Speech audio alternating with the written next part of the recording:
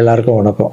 இந்த வீடியோ பதிவு எதுக்குன்னா, ஒரு 2 முக்கியமான விஷயத்த உங்ககிட்ட தெளிவுபடுத்துறதுக்காக தான். ஒன்று இந்த திருச்சி கிழக்குன்னு போயிட்டு இருக்குல்ல, அதுக்காக. இன்னொன்று நான் ரீசெண்டாக அட்டன் பண்ண ப்ரெஸ் மீட்டில் ஒரு வார்த்தையை கான்ட்ரவர்சி ஆக்கிட்டாங்க. முதல்ல இந்த ப்ரெஸ் மீட்டை பற்றி பேசிடலாம். நான் ப்ரெஸ் மீட்டு கொடுத்துட்டு வந்துட்டேன். ஒரு விஷயத்தை கான்ட்ரவர்சியாக மாற்றி அது தப்பாக 2-3 பேர் பேசுகிறேன்னொடனே நான் ட்வீட் போட்டுட்டேன். எழுத்துப்பூர்வமாக போட்டுட்டு, நான் ஏங்க மக்களை போய் அப்படி பேச போகிறேன், நான் ஏன் மக்களை போய் அப்படின்னு நினைக்க போகிறேன். தெரு நாயிலிருந்து வீடு வரைக்கும் புரிதலை பற்றி பேசணும்னு நினச்சேன். நான் பாட்டு ட்வீட் போட்டு எழுத்துப்பூர்வமாக போட்டுட்டு நான் ஷூட்டிங் போயிட்டேன். ஷூட்டிங் பண்ணிக்கிட்டே இருக்கோம். 2 நாளுக்கு அப்புறம் பார்த்தீங்கன்னா ஃப்ரெண்ட்ஸ் எல்லாம் ஃபோனு, நண்பா நீ இதுக்கு ஒரு வீடியோ போட்டால் நல்லாயிருக்கும், எல்லாம் தப்பாக புரிஞ்சிட்டு இருக்காங்க, ஒரு சிலர் இதை அட்வான்டேஜாக எடுத்துக்கின்னு உன்னை பற்றி தப்பாக பேசிகிட்டு இருக்காங்க அப்படின்னா, இப்போ அதான் ஒரு தடவை ட்வீட் போட்டுட்டான்ல, விட்டு நம்ம அதுக்கு போய் சும்மா பேசிகிட்டு இருக்கக்கூடாது. தப்பு நம்ம பண்ணால் பரவாயில்ல, நம்ம தான் பண்ணலையே அப்படின்னு விட்டாச்சு. அதுக்கப்புறம் என்னுடைய ட்ரஸ்ட்டு குழந்தைங்கள்லாம் ஃபோன் போட்டு, நம்ம படிக்க வச்ச குழந்தைங்க அங்கங்கே வேலை பண்ணிகிட்டு இருக்காங்கல்ல, அங்கிள் நீங்கள் இதுக்காக ஒரு வீடியோ போடுங்க ப்ளீஸ், இது ரொம்ப தப்பாக போய்ட்டுருக்கு அப்படின்லாம் பேசினாங்க. என்னடா இது எல்லாம் இப்படி சொல்கிறாங்களே அப்படின்னு பார்க்கும்போது, வீட்டுக்கு போனால் வீட்டில் அம்மாவும் அப்செட்டில் இருக்காங்க. இதுக்கு தான் நான் ஒன்று அரசியலுக்கு போவானு. நான் ஐயோ இது ஏதோ ரொம்ப தப்பாக இருக்குது போல். ஃப்ரெண்ட்ஸுங்கிட்ட எல்லாம் கேட்டு பார்த்தா, நம்ம சொன்ன எண்ணங்கள் வேறு, இவங்க தப்பாக பேசிகிட்டு இருக்காங்க, அதுவும் ரொம்ப தப்பாக இருக்குது அப்படின்னும் போது, எனக்கு ரொம்ப க்ளோஸான ஒரு பையன் ஒருத்தர் இருக்கார் என்னுடைய ட்ரஸ்ட்டில். அவர் பேர் ராஜகோபால்.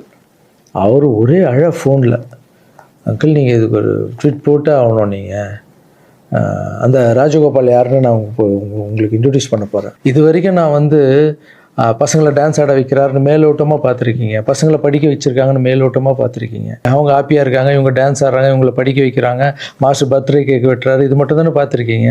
ஒவ்வொரு வாழ்க்கையிலும் எவ்வளோ கஷ்டம் இருக்குது, அவங்கள நான் எவ்வளோ கஷ்டப்பட்டு வளர்த்தேன் அப்படின்றதெல்லாம் அப்போல்லாம் ரீல்லாம் இல்லை.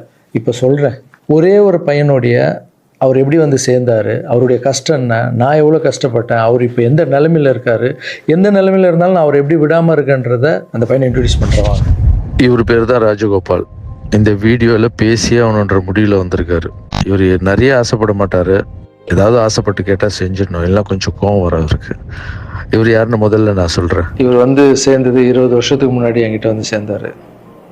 எப்படி தெரியுமா சேர்ந்தார்? நைட் நான் படுத்துட்டு இருக்கேன், ஒரு 11 மணிக்கு சொல்கிறாங்க, கீழே உங்கள் வீட்டு கீழே யாரோ ஒருத்தர் வெயிட் பண்ணுறாங்க சார், உங்களை பார்க்கணும் அப்படின்னு சொல்கிறாங்க. இல்லைங்க 11 மணி ஆயிடுச்சு, காலையில் வர சொல்லுங்க அப்படின்னு. ஒரு சிலர் படிப்புக்கு ஹெல்ப் கேட்டு வருவாங்க, இந்த ஆர்ட் ஆப்ரேஷன் ஹெல்ப் கேட்டு வருவாங்க அப்படின்னு நினச்சி, சரி படிப்புக்காக தான் வந்திருப்பாங்க நான் நினச்சிக்கிட்டு காலையில் வர சொல்லுங்கன்னு சொல்கிறேன். இல்லை அப்பா அம்மா இல்லை, யாருமே இல்லை, ஊர்லேருந்து உங்களை நம்பி வந்துட்டாராம், ஸோ உங்களை பார்க்கணுன்னு வெயிட் பண்ணுங்கிறார். கீழே போய் பார்த்ததும் தான். அப்போ இவர் கொஞ்சம் நடப்பார், நல்லா நடப்பார். கொஞ்சம்னா பெண்டாய் நடந்து போய் வர அளவுக்கு இவரால் முடியும். போய் பார்த்தேன், அப்படியே கண்ணில் அப்படியே தண்ணி, அப்படியே கலங்கி என்னை அப்படியே கட்டி பிடிச்சார் 20 வருஷத்துக்கு முன்னாடி இவர். ஸோ அந்த அணைப்பிலே எனக்கு ஃபீல் ஆச்சு, இது வலி உள்ளே ரொம்ப இருக்குது, அவருக்குள்ளே நிறைய வலி இருக்குதுன்னு என்னால் ஃபீல் பண்ண முடிஞ்சது.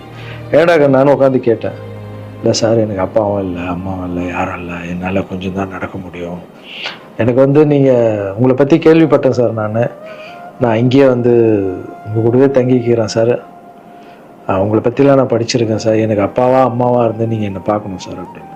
அந்த நைட் டைமு, அவருடைய பேகு, நடக்க முடியாத ஒரு சூழல் அப்படியே பார்த்து, அப்போ தான் நான் ஆரம்பித்து சின்ன குழந்தைங்க இருக்காங்க, பெரியவங்களை எப்படி சேர்த்துக்கிறது உள்ள, குழந்தைங்க கூட போய் எப்படி நம்ம இவங்கள மிக்ஸ் பண்ணுறது, இந்த டவுட்டெல்லாம் இருக்குது மைண்டில், இதெல்லாம் ஓடுது.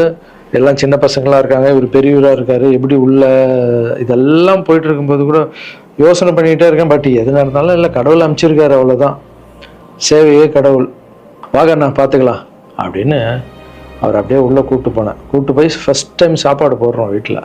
அந்த பசியில் அவர் சாப்பிட்டது அதெல்லாம் கூட இன்னும் கூட எனக்கு ஞாபகம் இருக்குது. அந்த பசியில் சாப்பிடும்போது கண் கலங்கிட்டே இருந்தார், அவ்வளோ பசியில் இருந்தார் அவர். ஸோ இவருக்கு கீழே ஒரு ரூம் கொடுத்து, ஆஃபீஸ்க்கு போகிறதுக்கு முன்னாடி கீழே ஒரு ரூம் கொடுத்து, இவருக்குன்னு ஒரு செப்பரேட் ரூம் கொடுத்து, குழந்தைங்கள்லாம் உள்ளே இருப்பாங்க, இவர் மட்டும் ஆஃபீஸ்க்குள்ளே போகிறதுக்கு முன்னாடி ஒரு ரூம் கொடுத்து இங்கே தங்குங்கன்னொடனே அவர் அழுது எல்லாம் பயங்கர ஹாப்பியாக ஸ்டே ஆகிட்டார். அப்புறம் பார்த்தீங்கன்னா அப்படியே காலம்போது என் கூடவே இருக்காரு, ஹாப்பி, எல்லாமே மறுபடியும் இம்ப்ரூவ் ஆயிடுச்சு. ஒரு 3-4 வருஷத்துக்கு அப்புறம் ட்ரஸ்ட்டுக்கு நிறைய பேர் போகிறது இதெல்லாம் இருந்தது.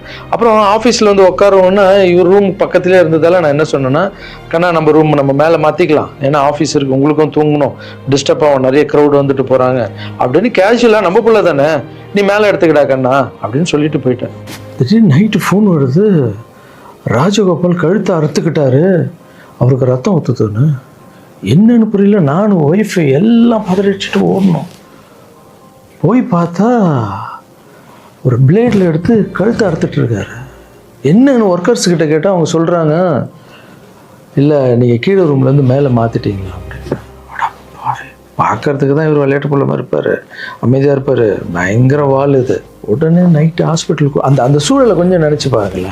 இதெல்லாம் இல்லாமல் நான் நார்மலாக நிம்மதியாக படம் பண்ணோமா, வந்தோமா, எக்ஸசைஸ் பண்ணோமா, தூங்கணுமா அப்படின்னு நான் இருந்திருக்கலாம்ல. மக்களுக்கு ஏதோ ஒன்று பண்ணணும் தானே. இந்த ஒரு பையனுக்கே எப்படி நைட்டெல்லாம் போய் ஹாஸ்பிட்டலில் உட்காந்து அவருக்கு என்ன ஆகுமோ ஏது ஆகும்னு பயந்து, அதுக்கப்புறம் கூப்பிட்டு வந்து எதுவும் ஆகலன்னு கண்ணா இப்படி பண்ணாதுன்னு அதுக்கப்புறம் தான் அவரே புரிஞ்சுக்கிட்டார். ஒரு மாதம் மேலே இருந்தவொடனே, ஆமாம் மாஸ்டர் கீழேன்னா எல்லாம் வந்துட்டு போவாங்க, எனக்கு தூக்கமே இருக்க, மேலே நிம்மதியாக இருக்கு மாஸ்டர், ஹாப்பியாக இருக்குன்னு. இந்த மாதிரி பசங்களுக்கு டக்குன்னு கோவம் வந்துடும். அதை புரிஞ்சுக்கணும். இந்த ஒரு பையனுக்கே இந்த ஸ்டோரி இருக்குது. அதுக்கப்புறம் இவர் என்ன பண்ணார், நல்லா நடந்திருந்த பையன் வெளியே போகாதுன்னு சொன்னால் என்ன கேட்காம ஏதோ வெளியே போயிருக்கார். ஏதோ ஒரு இடத்துல போய் விழுந்து பேக் போன்னு அடிபட்டுருச்சு. அவ்வளோதான், ஆப்ரேஷன் பண்ணாதான் இவரால் உட்காரவே முடியும்னு சொல்லிட்டாங்க. சரி, ஒரு ஹாஸ்பிட்டல் நான் டிசைட் பண்ணி ஆப்ரேஷன் போனாலும் நான் இந்த ஹாஸ்பிட்டல்லாம் ஆப்ரேஷன் பண்ணிக்க மாட்டேன், நான் காவேரி ஹாஸ்பிட்டலில் தான் ஆப்ரேஷன் பண்ணிக்கன்னு சொன்னார் அவர். ஏன்டா அது காவேரி ஹாஸ்பிட்டலில் அந்த டைமில் வந்து கலைஞர் ஐயா இருக்கார்ல, அவர் வந்து அந்த ஹாஸ்பிட்டலில் உடம்பு சரியில்லாமல் இருந்தார். இவர் அந்த நியூஸ்லாம் பார்த்துட்டு காவேரி ஹாஸ்பிட்டல் தான் சிஎம்லாம் இருக்காங்கல்ல, அதான் பெரிய ஹாஸ்பிட்டல், அங்கே தான் எனக்கு வேணும் அப்படின்னு. என்ன பண்ணுறது, தம்பி போல புள்ள மாதிரி வந்துட்டாரு. அதே காவேரி ஹாஸ்பிட்டல் கூட்டு போய் அங்க ஒரு டாக்டர், இப்போ டாக்டர் பேர் என்ன கண்ணா? ஷாம் சுந்தர் டாக்டர். இப்ப கூட போய் பார்த்துட்டு வந்தீங்கல்ல, இப்ப கழுத்துக்கு அவர் ப்ராப்ளம், இப்ப போய் பார்த்துட்டு வந்திருக்காரு. உங்களுக்கு ஆபரேஷன் எத்தனை நாள் ஆச்சு, எத்தனை வருஷம் ஆச்சு? 5 வருஷம் ஆச்சு. 5 வருஷம். 5 வருஷத்துக்கு முன்னாடி அந்த காவேரி ஹாஸ்பிட்டலே போய் இவருக்கு ஆபரேஷன் பண்ணி, இதெல்லாம் பப்ளிசிட்டி பண்ணணும்னு சொல்லியிருந்தா கீழே விழுந்தது போட்டிருக்கணும், ஆபரேஷன் டாக்டர் எப்படி பண்றாருன்னு போட்டிருக்கணும். ஆபரேஷனுக்கு அப்புறம் என்ன தெரியுமா நடந்தது, அதுதான் ஆபரேஷனுக்கு அப்புறம் இவரால நடக்க முடியாது, ஒரு ஆளை போட்டு தான் பாத்துக்கணும்னாங்க. அப்புறம் இவருக்கு ஒரு அம்மா வேலைக்கு ஆளை போட்டோம் இவரை பாத்துக்கிறதுக்கு வீட்டுல. இதெல்லாம் என் சொந்த வீட்டுல வளர்க்குறேங்க, நான் ஃபர்ஸ்ட் வாங்கின வீட்டுல வளர்க்குறேன். ஆமா, இதெல்லாம் என்ன சர்வீஸ், மக்களுக்காக பண்றது. மக்கள் பணத்தால் தான் நான் நல்லா இருக்கேன். மக்களை போய் நான் தப்பா பேசுறேன்னு சொன்னோன்னே வலிச்சிருச்சு. எங்க அம்மாவே வீட்டுக்கு போற அழுதுட்டாங்க, இதுக்கு தான் நீ அரசியலுக்கு போவானான்னு சொன்னேன். ஒரு பையனுக்கு எப்படின்னா எத்தனை பிசிக்கல் சேலஞ்ச் நீங்க பார்த்துருப்பீங்க, என்னெல்லாம் நடந்திருக்கும் என் லைஃப்ல. அதை விட 60 குழந்தைங்களுக்கு என்னென்ன ப்ராப்ளம். ஒரு குழந்தைக்கு கொரோனா வந்து எல்லா குழந்தைக்கும் கொரோனா வந்து. இப்பதான் வந்து ட்ரஸ்ட்ல எல்லா பசங்களும் பெருசாயிட்டாங்க, ஒரே ட்ரஸ்ட்ல இருக்கக்கூடாதுன்னு பசங்க அங்கங்க படிக்க வச்சு அவங்க பாட்டி வீட்லயே அங்கங்க இருக்காங்க. இப்போ ஒரு வாரத்துக்கு முன்னாடி தான் ஃபாதர்ஸ் டே வந்தது. நான் வளர்த்த குழந்தைங்க எல்லாரும் எனக்கு வந்து செலிப்ரேட் பண்ணுறாங்க. இன்னும் நம்ம இங்கே தானே வளர்ந்தோம், அப்பா தானே வளர்த்தாருன்னு என்னை பார்த்து இந்த பூச்செண்டு கொடுக்கும்போதெல்லாம் எனக்கு அவ்வளோ ஒரு சந்தோஷம். அதனுடைய அன்பு பார்த்தீங்கல்ல, யாருக்காவது கிடைக்குமா? ஸோ இதெல்லாம் மக்களுக்கு மேலே வச்சுட்டு இருக்க அன்பு மட்டும்தான். நீ பேசணுமா? என்ன பேச போற? அதான் நான் அங்கிள் சொல்லிட்டேன் உன்னை பற்றி எல்லாமே. இல்லை, நான் கொஞ்சம் உண்மையாக சொல்லணும். சரி சொல்லு. இது வந்து யார் நம்ப மாட்டாங்க. இப்போ நான் வந்து பாதிக்கப்பட்டவன். சரி சொல்லு. நீங்க எப்படி பார்த்துட்டீங்கன்னா அந்த கடவுளுக்கும் எங்க அம்மாவுக்கு தான் தெரியும். இது நான் வந்து மக்கள் மாதிரி உங்களுக்கு நான் உண்மையாக சொல்றேன். நான் கும்பல அனைத்து கடவுள் மேலானேயும் என்னை பெற்ற அம்மா மேலானேயும் சொல்றேன். இந்த பின்னாடி நிற்காதுல்ல, இவர் எங்க சார் மட்டும் இல்லை, எனக்கு அம்மா அப்பா எல்லாமே இவர் தான். எங்க அப்பா பெரிய கோடீஸ்வரர் அப்படின்னு என்னை வந்து நான் இப்படி வாழ்ந்துட்டேன் அப்படின்னு எங்க அம்மா என்னையும் அனாதையை விட்டுட்டாரு. எங்க அம்மா என்னை விட்டு போனதுக்கப்புறம் இந்த உலகத்துல எப்படி வாழ போறோம் அப்படின்னு ரொம்ப தயக்கமா இருக்கு. இது நீ ஃபீல் பண்ணக்கூடாது, நான் பேசுனேன். இங்கெல்லாம் அதெல்லாம் இருக்கக்கூடாது, புரியுதா? இல்ல டே ஆமா, இதெல்லாம் அழக்கூடாது. நீ ஸ்டாப் பண்ணி பேச வேணாம், நீ பேச வேணாம். இல்ல, நான் பேச ஆகணும். உனக்கு அடைக்கண்டா, தொண்டை அடிச்சுன்னா பிரச்சனை வரும். என் உயிரை போனாலும் பரவாயில்ல, என்ன என் உயிருக்கு கொடுத்து நீங்க இப்போ எங்க அம்மா எங்க எப்படி 10 மாசம் சுமந்து பெற்றாங்களோ அது மாதிரி இப்போ நான் உயிரோட உங்க முன்னாடி இருக்கேன்னா இந்த இவரு கொடுத்த தைரியமும் இவரு கொடுத்த 10 லட்ச ரூபா செலவு பண்ணி தான் நான் இப்போ உட்காந்துருக்கேன். இன்னொரு தகுதிக்கு அவ்வளோ கூடிய ஹாஸ்பிட்டல் நான் போய் ஆப்ரேஷன் பண்ணது கனவு கூட நினைக்க முடியாது. ஒருத்தங்க ஹாஸ்பிட்டல் போய் சேர்க்கும் போது அவங்க சொந்த பண்ணோம் ஏதாவது வந்து பார்ப்பாங்க, ஆனால் என்னையாலும் வந்து பார்க்கறதுக்கு ஆள் கிடையாது. ஆனால் என் மாசு அந்த ஒரு கோலை கூட தெரியாம டெய்லி வந்து பார்ப்பாரு. போதும் உங்க பேர் ஆல்ரெடி கழுத்து வலியில இருக்க, ரொம்ப பேச எமோஷனல்லாம் டிஸ்டர்ப் ஆகும். உங்களை கிட்ட போய் சொல்றது இந்த உலகத்துக்கு நான் வந்து நீங்கள் எப்படி சொல்லி நான் போனால் கூட பரவாயில்ல. ஏன்னா உங்களை எல்லாரையும் தப்பாக பேசுகிறேன், எனக்கு ரொம்ப கஷ்டமா இருக்கு. சரி அதெல்லாம் புரிஞ்சுப்பாங்க கண்ணா, அதெல்லாம் மக்கள் தப்பா பேசல, தப்பா பேசுற மாதிரி பண்றாங்க. நான் சொந்த வீட்டை கூட எங்களுக்காக கொடுத்துட்டு ஒரு வாழை வீட்டில் போயிருந்தாரு. இந்த காலத்தில் அப்படி யாருங்க செய்வா? இந்த ஒரு பையனுடைய வாழ்க்கையில எவ்வளோ கஷ்டங்க, எத்தனை குழந்தைங்க வளர்த்துருப்பேன், எவ்வளோ கஷ்டத்தை பார்த்துருப்பேன். எனக்கு ஒன்றே ஒன்று பண்ணுங்க, எங்கள் அண்ணன் தப்பாக பேசியிருக்க மாட்டார், யார் என்ன தான் சொன்னாலும் அவர் இதை பண்ணியிருக்க மாட்டார்ன்ற சப்போர்ட் மட்டும் எனக்கு போதும். ஏன்னா எங்கள் அம்மாண்ட ஃப்ளோ கெஞ்சி எத்தனை வருஷத்துக்கு அப்புறம் அம்மா ப்ளீஸ் ப்ளீஸ்மான்னு சொல்லி விஜய் சார் வந்ததால் ஒரு நம்பிக்கை வந்து அம்மா போன்னு சொன்னாங்க.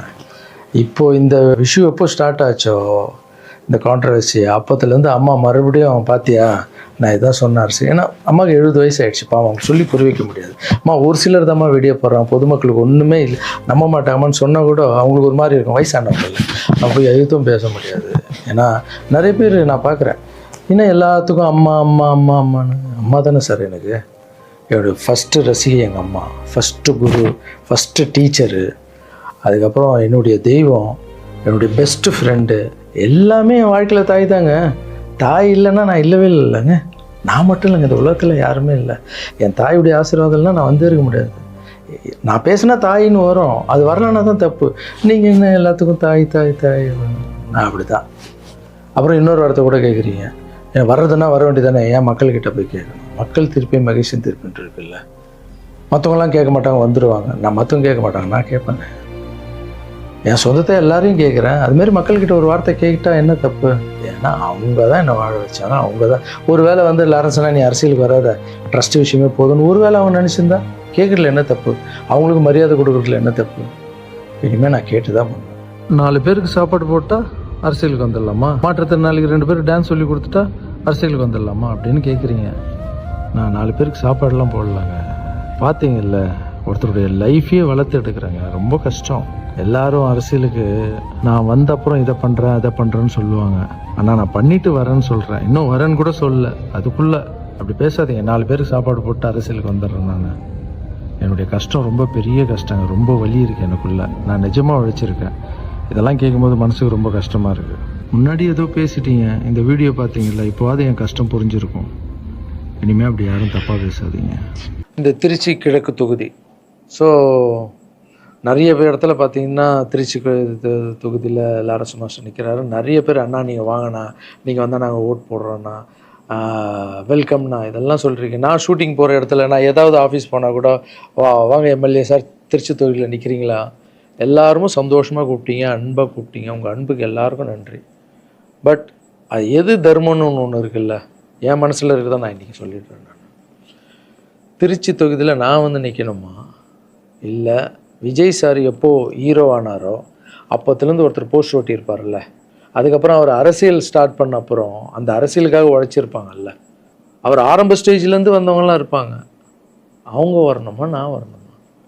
விஜய் சார் வீட்டில் இன்னும் எத்தனை பேர் திருச்சிக்காக வெயிட் பண்ணிகிட்டு இருக்காங்களோ நம்மளுக்கு என்ன தெரியும்? அது விஜய் சார் டிசைட் பண்ணணும். விஜய் சார் யார் நிற்க வைக்கிறாங்களோ யார் வேணாலும் ஜெயிப்பாங்க. ஏன்னா விஜய் சார் முகத்துக்கு தானே ஓட்டு விடுது. ஸோ அந்த இடத்துல போய் நான் போய் நிற்கிறதுன்றது அது தர்மமே இல்லைல்ல.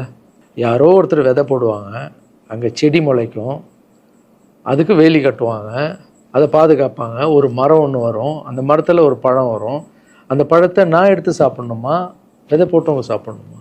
ஒரு வேளை நம்ம போய் சேரணும்னா எப்படி தெரியுமா சேரணும்? ஃபஸ்ட்டு உறுப்பினராக போய் சேரணும். உறுப்பினராக சேர்ந்து அந்த கட்சிக்காக 3 வருஷம் உழைக்கணும், 4 வருஷம் உழைக்கணும். கட்சியுடைய எல்லா நலத்திட்டங்களையும் எத்தனை போய் வெளியே சொல்லணும். கடமையை செய் பலனை எதிர்பார்க்காதன்றது தான் என்னுடைய கோட்டை. உழைக்கணும். அப்புறம் கட்சி மேலிடம் பார்த்து சிஎம் பார்த்து நல்லா உழைக்கிறாங்க ஒரு போஸ்ட்டு கொடுத்தா அந்த போஸ்ட்டில் நம்ம இருந்து என்ன பண்ணணுமோ அதை பண்ணணும். அது தர்மம். நான் ஃபஸ்ட்டு என்னுடைய நிலைப்பாடை சொல்கிறேன். நான் எதுக்கு அரசியல் வந்திருக்கேன், ஏன் வந்திருக்கேன், யார் கூட போக போகிறேன் அப்படின்றத இன்ஃபார்ம் பண்ணுறேன். ஒரே ஒரு விஷயம் அவர்கிட்ட ஹெல்ப் கேட்க போகிறேன், எனக்காக இல்லை. எப்படி நம்ம ஹெல்ப் கேட்க போகிறேன்? கலைஞர் ஐயா இருந்தார், அவர் இருக்கும்போது நான் ஒரு சில குழந்தைங்கிட்ட ஆப்ரேஷனுக்கெல்லாம் ஹெல்ப் கேட்டேன், அவரும் பண்ணார். அதுக்கப்புறம் உதயநிதி ஸ்டாலின் சார், அவர்கிட்ட இப்போ தான் லேட்டஸ்ட்டாக ஒரு 2 மாதத்துக்கு முன்னாடி என்னுடைய மாற்றுத்திறனாளி பசங்க மல்லர் கம்பம் கற்றுக்கிட்டாங்க. மல்லர் கம்பம்னா ஒரு கட்டையை வச்சுட்டு அதுக்குள்ளே டான்ஸ் ஆடுறது கஷ்டப்பட்டு கற்றுக்கிட்டாங்க. அவங்களுக்கு ஷோஸ் எல்லாம் வேணும்னு அவர் நம்பர் என்கிட்ட இல்லை, கேட்டு வாங்கி ஒரு வீடியோ அனுப்பிவிட்டேன், அவ்வளோதான். அவர் என்ன பண்ணார்னா ஸ்டாலின் சார் சிஎம் சாருக்கு இதை அனுப்பி கேட்டு ஒரு வாரத்தில் சிஎம் சார் முன்னாடி ஆட வச்சுட்டாங்க. ஸோ அவங்கெல்லாம் அப்படி பண்ணியிருக்காங்க. அப்புறம் அன்புமணி ராமதாஸ் சார் பண்ணியிருக்காரு. நிறைய குழந்தைங்க ஆப்ரேஷன், அவர் ஹெல்த் மினிஸ்டராக இருக்கும்போது, நீங்களே நடிகராக இருக்கும்போது நான் ஒரு குழந்தைய கூப்பிட்டு வந்தேன், நீங்களே உங்கள் சொந்த காசை போட்டு ஆப்ரேஷன் பண்ணி அந்த குழந்தைய காப்பாற்றி கொடு. நடிகராக இருக்கும்போதே ஒரு குழந்தைய காப்பாற்றிங்க, இப்போ சிஎம் ஆகிட்டீங்க, தைரியமாக வந்து உரிமையோடு கேட்பேன், ஒரு 1000 குழந்தைக்கு பண்ணு. 1000 நீங்கள் நினச்சா என்ன வேணால் பண்ணலாம் உங்கள் மினிஸ்டர்ஸ் கிட்ட சொல்லி. அது உரிமையோடு வந்து நான் போய் கேட்குறதில்ல, நியாயம் இருக்குது. அது சிஎம் பண்ணும்போது அதை வெளியே வந்து சிஎம் எனக்காக என் நண்பர் வந்து இத்தனை ஆப்ரேஷன் பண்ணார், இத்தனை குழந்தைங்க இந்த ஹெல்ப் பண்ணாருன்னு அப்போ பெருமையாக சொல்லிக்கலாம். நம்ம அதுக்குன்னு ஃபீல் பண்ணுறாதீங்க. அண்ணன் அரசியலுக்கு வரமாட்டார் போல். திருச்சி கிழக்கில் தான் நிற்கலன்னு சொன்னேன், அதுதான் தர்மம் இல்லைன்னு சொன்னேன், வேற எங்கேயும் நிற்கலன்னு சொல்லல. நிற்போம் பொறுமையாக, அடி மேலே அடி எடுத்து வச்சு. அவசரப்பட்டு என்ன இது சீக்கிரம் வாங்கலாம் அப்படின்னு சொல்கிறேன். என்ன காய்கறி கடையாக போய் வாங்குறதுக்கு? இவ்வளோ நாள் நம்ம உழைச்சி காப்பாற்றி வச்ச பேரெல்லாம் ஒருத்தருக்கு போய் சரண்டர் பண்ணிவிட்டு அவங்களுக்காக உழைக்க போகிறோம்னா அங்கே நம்மளுக்கு சீட்டு வேணாம், எதுவும் வேணாம், மரியாதை. எங்கே நம்மளுக்கு மரியாதை நல்லா கிடைக்குதோ, யார் கூட போய் சேர்ந்தால் மக்களுக்கு நல்லது நடக்குமோ எல்லாம் திங்க் பண்ணி அழகாக பண்ணுவோம். ஏதோ ஈஸியாக கிடைக்குதுன்னு எம்எல்ஏ சீட்டில் வந்து உட்காந்துக்கிட்டு, இல்லை மினிஸ்டர் சீட்டில் உட்காந்துட்டு பதவி அனுபவிக்கிறதுக்காக வருவானா, என் சுயநலத்துக்காக வரேனா, இல்லை மக்கள் பின்னாடி வந்து நிற்கிறேன்னா, மக்கள் பிரச்சனைக்காக நான் வரேன். மக்கள் பிரச்சனைக்கு வர்றது தானே இங்கே கரெக்டான ஒரு விஷயம். இப்போ ஏதோ ஆசைக்கு ஏதோ கூப்பிட்றாங்க, அப்போ நம்ம போயிட்டு பதவியை அனுபவிக்கலான்றது தப்பு இல்லைங்க. அதுதான் என்கிட்ட ஆல்ரெடி இருக்கேன், நான் சந்தோஷமாக தானே இருக்கேன், என்கிட்ட எல்லாமே இருக்கேன். மக்கள் பிரச்சனைக்காக நம்ம வந்து எங்கே போகணும், யார் கூட போகணும், எப்படியாப்பட்ட அரசியலை கையில் எடுத்தால் மக்களுக்கு நல்லது நடக்கும்ன்றத நல்லா திங்க் பண்ணி பொறுமையாக நானே உங்களுக்கு இன்ஃபார்ம் பண்ணுறேன். 2 படம் போயிட்டு எவ்வளோ சீக்கிரம் சொல்ல முடியுமோ நான் உங்களுக்கு சொல்கிறேன். தேங்க்யூ. சர்வீஸ் இஸ் காட், மாற்றம் சேவையே கடும். பாய்.